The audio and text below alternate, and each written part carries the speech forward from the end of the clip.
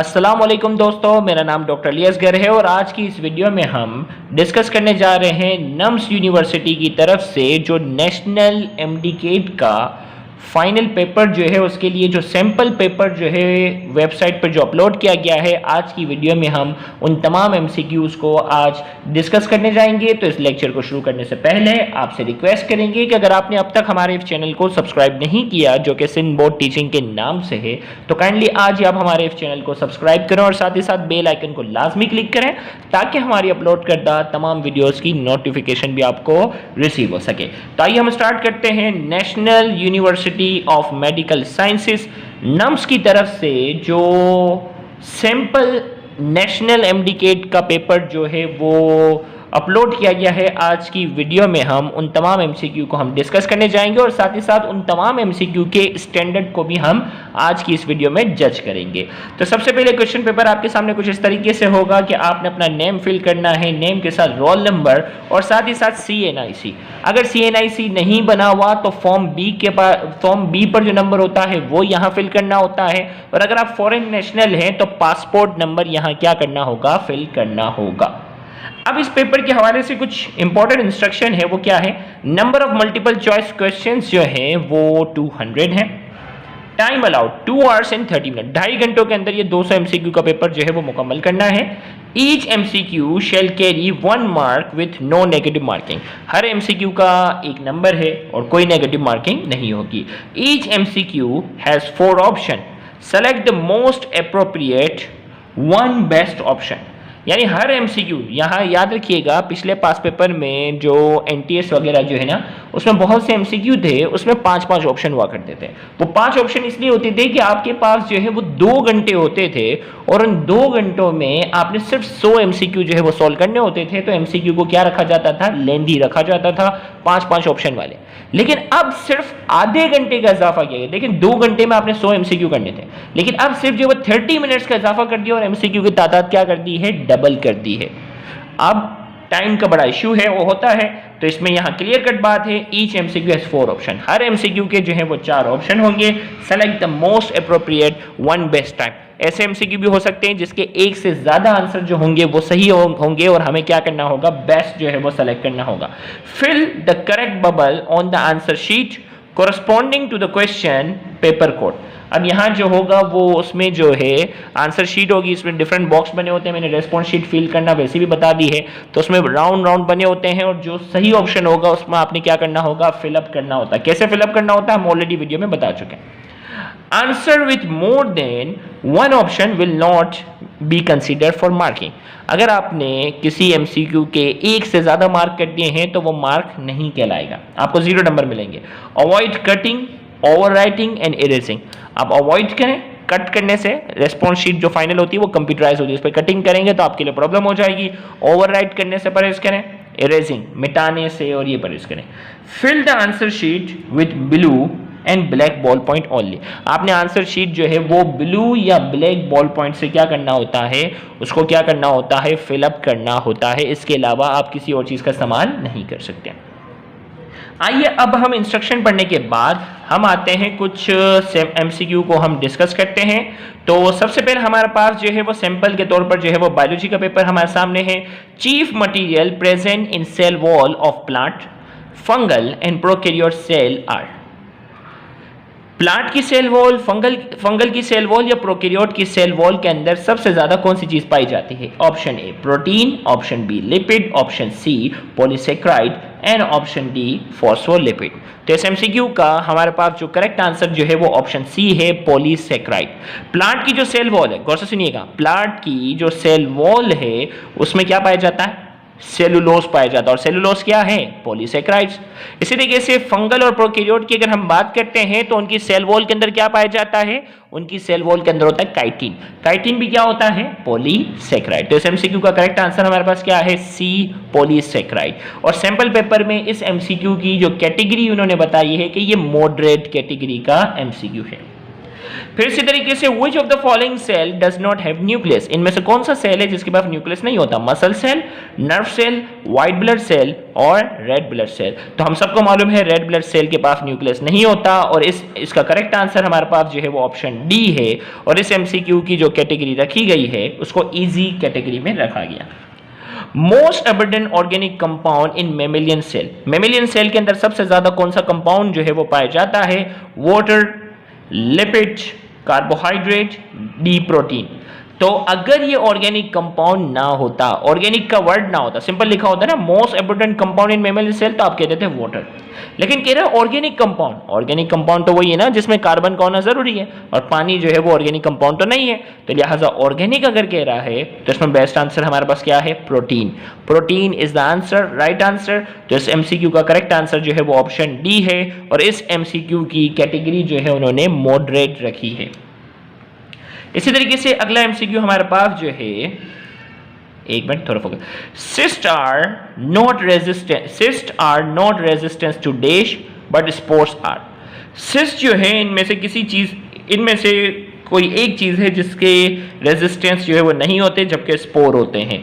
Option A light, option B desiccation, option C pH, option D heat. तो इस MCQ का correct answer जो है वो हीट है। सिस जो होते हैं ना वो हीट के लिहाज से जो है वो रेजिस्टेंट नहीं होते जबकि स्पोर जो होते हैं वो रेजिस्टेंट होते हैं।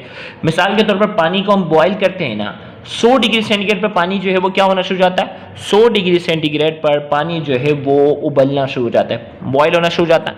लेकिन उसमें 100 डिग्री सेंटीग्रेड पर पानी जो है उसमें बैक्टीरिया मर जाते हैं, लेकिन बैक्टीरिया के स्पोर क्या रहते हैं? जिंदा रहते हैं। बैक्टीरिया के स्पोर को मारने के लिए 121 डिग्री सेंटीग्रेड पर उसे हीटअप करना होता है हाई प्रेशर अप्लाई करते हुए, तो बैक्टीरिया के स्पोर मरते हैं, वरना बैक्टीरिया के स्पोर नहीं मरते। तो लिहाजा इसका एमसीक्यू का आंसर क्या हो गया? Heat. Cyst are not resistance to heat but spores are. तो D is the correct answer. आगे, the most successful land adapting plants are, सबसे ज्यादा जमीन पर रहने के लिहाज से सबसे ज्यादा सक्सेसफुल प्लांट कौन से हैं? ए में कहा जा रहा है मॉसेस, बी में कहा जा रहा है फर्न, सी में कहा जा रहा है गिम्नोस्पर्म और डी में कहा जा रहा है एंजियोस्पर्म। तो इस एमसीक्यू का करेक्ट आंसर जो है वो D is the correct answer, angiosperm flowering plant.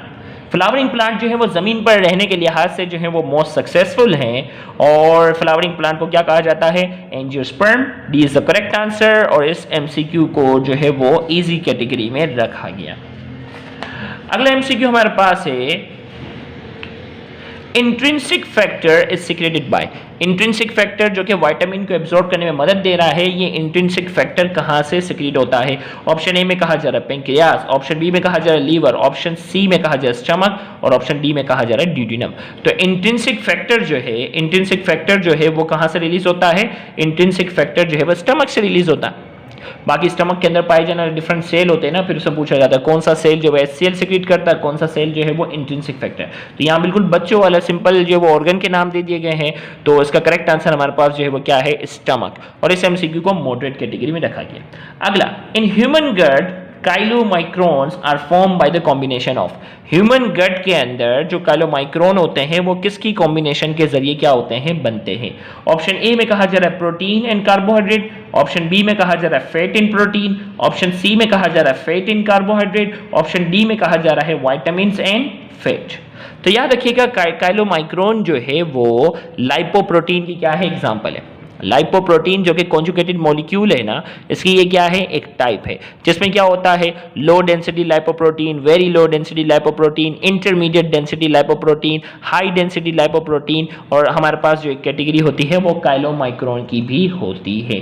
तो इसका मतलब क्या हुआ? लाइपोप्रोटीन ना लिपिड और प्रोटीन होना चाहिए, तो यहाँ लिपिड नहीं फैट लिखा हुआ। Okay, fat and protein is the right answer. इस एमसीक्यू का करेक्ट आंसर जो है वो ऑप्शन बी है और इसको हार्ड कैटेगरी में रखा गया है। तो मतलब इसका हार्ड एमसीक्यू भी इससे लेंदी नहीं होगा, ये आपके लिए एक सैंपल हो गया ना। तो बहुत बड़े बड़े एमसीक्यू जो पुराने पास पेपर के हैं ना, red spot O level A level पर जाने की कोई खास नीड नहीं है। Which organ is called as the body thermostat? इनमें से कौन सा ऑर्गन है जिसे थर्मोस्टेट कहा जाता है? ए में कहा जा रहा है पिट्यूटरी ग्लैंड, बी में कहा जा रहा है किडनी, सी में कहा जा रहा है हाइपोथैलेमस और डी में कहा जा रहा है एड्रिनल ग्लैंड। तो इस एमसीक्यू का हमारे पास जो करेक्ट आंसर क्या है? हाइपोथैलेमस को जो है वो थर्मोस्टेट ऑफ द बॉडी कहा जाता है। आगे, myofibril within the muscle fiber contain thick and thin filaments made up of dash and dash. Myofibril जो होता है उसमें थिक और थिन फिलामेंट होते हैं। थिक किससे बने हुए होते हैं, थिन किससे बने होते हैं? ए में कहा जा रहा मायोसिन एंड एक्टिन, बी में कहा जा रहा ग्लोब्यूलिन एंड एल्बुमिन, सी में कहा जा रहा है ट्रोपोनिन एंड ट्रोपोमाइसिन, डी में कहा जा रहा है फिब्रिन एंड फिब्रिनोजेन। तो इस एमसीक्यू का हमारे पास जो करेक्ट आंसर है वो है मायोसिन एंड एक्टिन। क्या है, थिक फिलामेंट जो है वो मायोसिन से बने होते हैं और थिन जो है वो एक्टिन से बने होते हैं। फिर आगे, which hormone is chemically a steroid? इनमें से कौन सा हार्मोन जो है वो केमिकली स्टेरॉइड है? ADH, thyroxine, cortisone, insulin. तो इस एमसीक्यू का करेक्ट आंसर क्या है? हमें चाहिए स्टेरॉइड हार्मोन, तो स्टेरॉइड हार्मोन की एग्जांपल है कॉर्टिसोन। थायरोक्सिन, ADH और इंसुलिन जो है ये स्टेरॉइड हार्मोन नहीं है। तो हमने हार्मोन की जो टाइप्स पढ़ी थी उसमें इनको जिक्र भी किया था। Which brain portion is responsible for controlling body coordination? Body की कोऑर्डिनेशन जो है, बॉडी की बैलेंस और कोऑर्डिनेशन जो है वो कौन सा ब्रेन का ऑर्गन करवाता है? ऑप्शन ए में कहा जा रहा है मेडुला, ऑप्शन बी में कहा जा रहा है अमाइगडाला, ऑप्शन सी में कहा जा रहा है सेरिबेलम और ऑप्शन डी में कहा जा रहा है पोन्स। तो एमसीक्यू का करेक्ट आंसर क्या है? सेरिबेलम। कोऑर्डिनेशन जो है, बैलेंस और कोऑर्डिनेशन की जो जिम्मेदारी है ह्यूमन ब्रेन का, हमने पूरा लेक्चर डिटेल में कंडक्ट किया हुआ है, वो लेक्चर देखना मत भूलिएगा। तो इसका करेक्ट आंसर हमारे पास जो है वो क्या है? सेरिबेलम। मजीद एमसीक्यू से आगे बढ़ने से पहले आपको एक बार फिर रिमाइंड करवाता चलूं कि हमने जो है वो ग्रैंड टेस्ट सीरीज का जो है वो बाकायदा आगाज किया हुआ है और उस ग्रैंड टेस्ट सीरीज का जो स्टार्ट होगा वो 2 नवंबर से होगा, जिसमें हम 12 ग्रैंड टेस्ट जो है वो कंडक्ट करेंगे और डेली बेसिस पर रोज एक ग्रैंड टेस्ट जो है वो कंडक्ट किया जाएगा। तो हमारे पास जो है डेली बेसिस पे एक ग्रैंड टेस्ट कंडक्ट होगा, जैसे कि ग्रैंड टेस्ट 1 जो होगा वो बायोलॉजी का है, इसमें हमने पेपर रखा हुआ इजी 80 एमसीक्यू होंगे। ग्रैंड टेस्ट 2 जो होगा वो बायोलॉजी का है, डिफिकल्ट होगा, 80 एमसीक्यू का होगा। ग्रैंड टेस्ट 3 जो है वो बायोलॉजी का होगा और वो लेवल होगा मॉडरेट। सेम इसी तरीके से केमिस्ट्री के 3 ग्रैंड टेस्ट हैं, फिजिक्स के 3 ग्रैंड टेस्ट और इंग्लिश के 3 ग्रैंड टेस्ट हैं। इस ग्रुप में रजिस्ट्रेशन करवाने की जो लास्ट डेट जो हमने रखी है, इस ग्रुप में रजिस्ट्रेशन करवाने की जो लास्ट डेट है वो 1 नवंबर है। जो स्टूडेंट जो रजिस्ट्रेशन करवाना चाहते हैं इस ग्रुप में, तो वो 500 फी जो है वो यहाँ आपके सामने अकाउंट मौजूद है, उसमें आप सेंड करेंगे और बैंक अकाउंट नंबर भी आपके सामने मौजूद है। आपने फी पे करने के बाद आपने स्क्रीनशॉट जो है वो व्हाट्सएप ऑफिशियल नंबर पर सेंड करना है ताकि आपको उस ग्रुप के अंदर ऐड कर दिया जाए। याद रहे इस ग्रुप के अंदर रजिस्ट्रेशन की लास्ट डेट जो है वो 1 नवंबर 2020 है। तो जल्द से जल्द अपनी रजिस्ट्रेशन मुकम्मल करें, ऐसा ना हो कि रजिस्ट्रेशन की डेट के बाद फिर कुछ बच्चे फोर्स करते हैं कि हमें मालूम नहीं था। आइए हम आगे बढ़ते हैं नेक्स्ट एमसीक्यू की तरफ और वो एमसीक्यू हमारे सामने इस वक्त मौजूद है। Erythroblastosis fetalis occur when mother is RH negative and father is. Erythroblastosis fetalis पे हमने पूरा डिटेल लेक्चर जो है वो हमने कंडक्ट किया हुआ है और काफ़ी डिटेल में बताया। और जबकि इन्होंने क्या लिखा हुआ है, एरिथ्रोब्लास्टोसिस फीटलिस कब होता है? जब मदर जो है वो RH नेगेटिव होती है और फादर क्या होता है? RH पॉजिटिव होता है, सिंपल। और इसको उन्होंने कैटेगरी में क्या रखा हुआ है? हार्ट कैटेगरी में रखा हुआ है। जेनेटिक्स के चैप्टर से ये ताल्लुक है। इस एमसीक्यू का और कैटेगरी क्या रखी है? हार्ट। मतलब इससे ज्यादा मुश्किल एमसीक्यू आपके फाइनल पेपर में नहीं आएंगे। तो इसीलिए तमाम स्टूडेंट से गुजारिश है अपनी बेसिक रिवीजन जो है वो बहुत अच्छी रखें। आइए अब हम बढ़ते हैं केमिस्ट्री के एमसीक्यू की तरफ। Many elements have fractional atomic masses. This is because बहुत से एलिमेंट हैं जिनका एटॉमिक मासेस जो होता है वो फ्रैक्शनल होता है, मतलब जो है वो पॉइंट्स की शक्ल में आता है। क्यों? ए में कहा जा रहा है, एक मिनट कैमरा फोकस करते हैं। ए में कहा जा रहा है mass of atom is it's self fractional.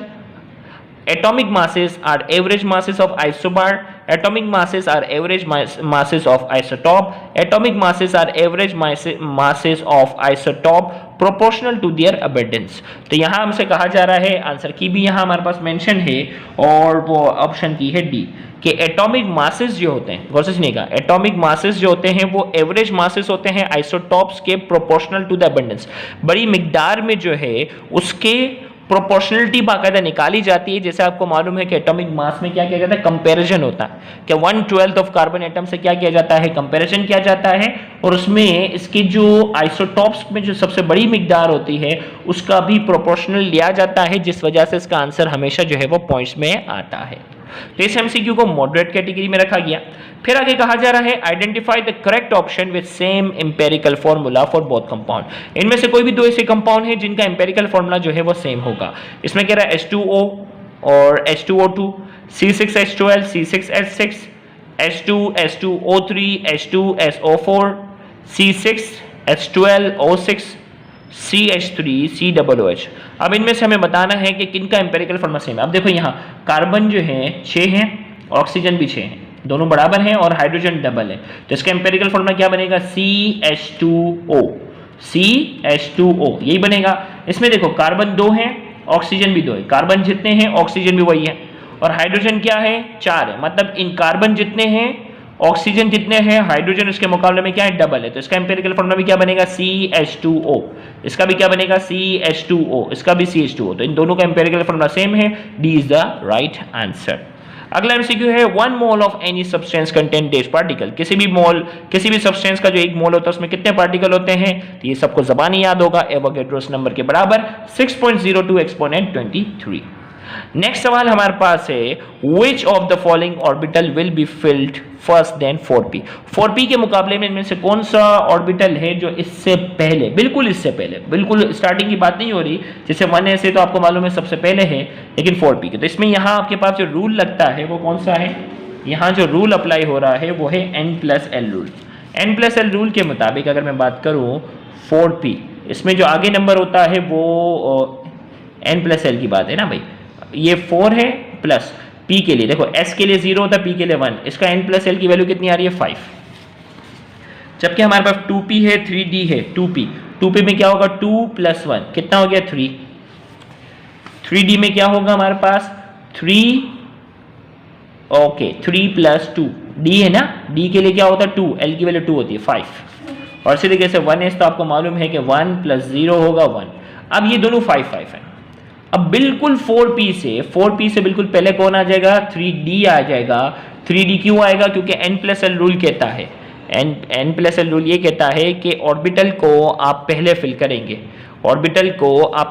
करेंगे, अकॉर्डिंग टू n+l रूल। लेकिन अगर किसी के 2 की n+l की वैल्यू सेम आ जाती है तो आप उस ऑर्बिटल को पहले फिल करोगे जिसकी n की वैल्यू क्या है? कम है, यानी 3d।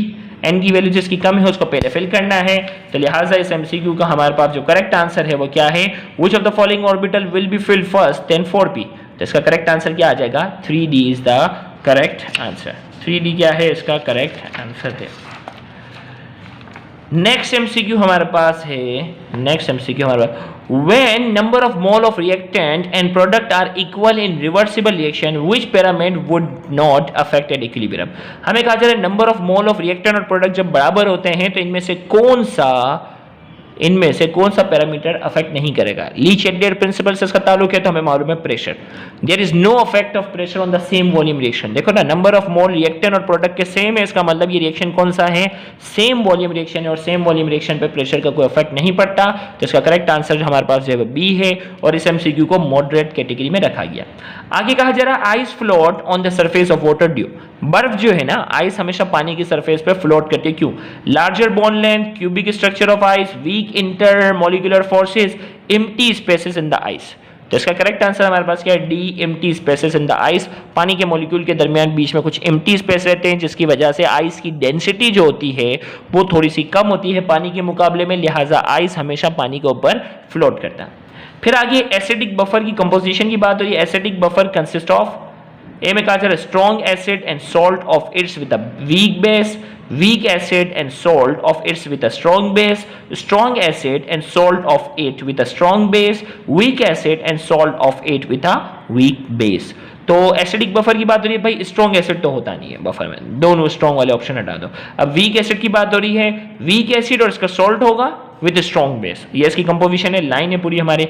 तो weak acid and salt of it with a strong base, weak acid होगा और वीक एसिड का क्या करेंगे? सॉल्ट लेंगे और उसको किसके लिए इस्तेमाल करेंगे? स्ट्रॉन्ग बेस के लिए इस्तेमाल करेंगे। B is the correct answer. फिर आगे the breakdown of a substance with current is, current के जरिए किसी भी सब्सटेंस को ब्रेक डाउन जो करना होता है उसे क्या कहते हैं? Thermolysis, catalysis, electrolysis, D photolysis. तो इस एमसीक्यू का करेक्ट आंसर क्या है? इलेक्ट्रोलाइसिस। आगे which statement is incorrect regarding a chemical bond, इनमें से कौन सा स्टेटमेंट जो है वो केमिकल बॉन्ड के हवाले से जो है वो इनकरेक्ट है? ए में कहा जा रहा है bond is form by the overlapping of half filled orbital, B में कहा जा रहा है bond is form by the attraction of positive and negative ion, C में कहा जा रहा है bond is form by the overlapping of S orbital is strong. D में कहा जा रहा है bond form by the large size atom is strong. Large size वाले जो एटम होते हैं ना, उनका बॉन्ड जो होता है वो वीक होता है, क्योंकि न्यूक्लियस के मुकाबले में इसके इलेक्ट्रॉन क्या होते हैं, फासले पर होते हैं, लिहाजा लार्ज साइज वाले जो एटम होते हैं उनका बॉन्ड जो होता है वो स्ट्रॉन्ग नहीं होता, वीक होता है। तो ये क्लियर कट हमें मिल गया। बाकी ए बी सी ऑप्शन सही थे, D is the correct answer. फिर अगला जो हमारे सामने है वो आप फिजिक्स का जो है वो सैंपल पेपर आपके सामने आ गया है। अब फिजिक्स के स्टैंडर्ड को भी हम क्या करते हैं, जज करते हैं। कैमरा एक मिनट थोड़ा सा फोकस हो जाए, एक मिनट।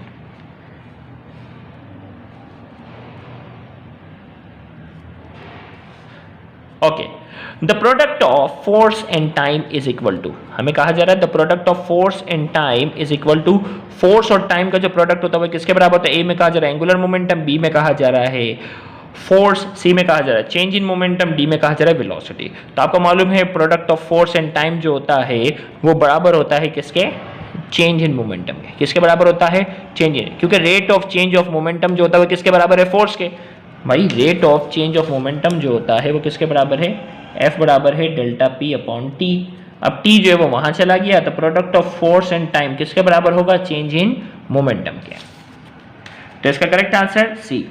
अगला MCQ, kilowatt hour is unit of electrical energy, power, momentum and torque. तो सबको मालूम है, बहुत इजी सवाल, इलेक्ट्रिकल एनर्जी की ये यूनिट है। Trough of a wave act as concave lens, convex lens, convex mirror, plane mirror. आपको मालूम है ना कि एक होता है क्रेस्ट, एक होता है ट्रफ। तो ट्रफ नीचे वाला हिस्सा है ना वेव का, तो वो किसकी तरह करेगा, कॉनकेव लेंस की तरह काम करेगा। किसकी तरह काम करेगा, कॉनकेव लेंस की तरह। तो इस एमसीक्यू का करेक्ट आंसर हमारे पास क्या है, A, concave lens. Next MCQ हमारे पास है, two positive point charges are placed 2 centimetre apart, the electric potential at midpoint due to this two charges will be. हमें कहा जा रहा है दो पॉइंट्स हैं, पॉइंट चार्जेस हैं, आर प्लेस 2 सेंटीमीटर अपार्ट, दोनों जो है वो 2 सेंटीमीटर अपार्ट पर हैं। The electrical potential at midpoint due to this two charges will B. अब देखो 2 point charges, 2 positive point charges हैं, आर प्लेस 2 मीटर अपार्ट, दोनों के दरमियान फासला जो है वो क्या है, 2 मीटर है। The electric potential at midpoint due to this two charges will be. Electrical potential जो होगा इन चार्जेस की वजह से क्या होगा, एडिड टू डबल। 2 मीटर के फासले पर हैं, 2 पॉजिटिव चार्ज हैं, मिड पॉइंट पर जो चार्जेस होगा, क्योंकि दोनों पॉजिटिव है ना, दोनों पॉजिटिव हैं, तो हमारे पास क्या होगा इसका correct answer, option A is the correct answer. अगला एमसीक्यू हमारे पास है, if the length of the wire become 2 times of its original value and area becomes 1/2 of its original value, then resistance of the wire become. अब देखो भाई, इस पे जो फॉर्मूला अप्लाई हो रहा है ना, इस पर जो फॉर्मूला अप्लाई हो रहा है, रेजिस्टेंस बराबर है रो एल ओवर ए। अब इसमें कह रहा है length of the wire become 2 time, ये 2 टाइम हुआ तो रेजिस्टेंस 2 टाइम हुआ, एंड एरिया बिकम 1/2, एरिया जो है वो क्या हो रहा है, एरिया जो है वो क्या हो रहा है, हाफ हो रहा है। तो हाफ अगर हुआ तो ये मजीद 2 टाइम हो गया, तो इनको जब ऐड करेंगे तो क्या हो जाएगा, रेजिस्टेंस 4 टाइम्स जो है वो बढ़नी चाहिए। तो इस एमसीक्यू का हमारे पास जो करेक्ट आंसर है वो क्या है, बी, 4 टाइम्स। और इसको हार्ड कैटेगरी माना, मतलब हार्ड से हार्ड एमसीक्यू भी इससे ज़्यादा मुश्किल नहीं होगा, तो परेशान होने की ज़रूरत नहीं है, ये आपके लिए एक स्टैंडर्ड हो गया। फिर आगे एमसीक्यू हमारे पास है, द कन्वर्जन ऑफ, एक मिनट यार कैमरे ने बड़ा तंग किया आज, हाँ, the conversion of alternating current into direct current is called, alternating current को डायरेक्ट करंट में कन्वर्ट करने के प्रोसेस को क्या कहते हैं। तो हमारे पास क्या है, रेक्टिफिकेशन। हो गया फिजिक्स भी। अब इंग्लिश के 3 सैंपल के तौर पर यहाँ दिए हुए हैं, चूज द करेक्ट ऑप्शन।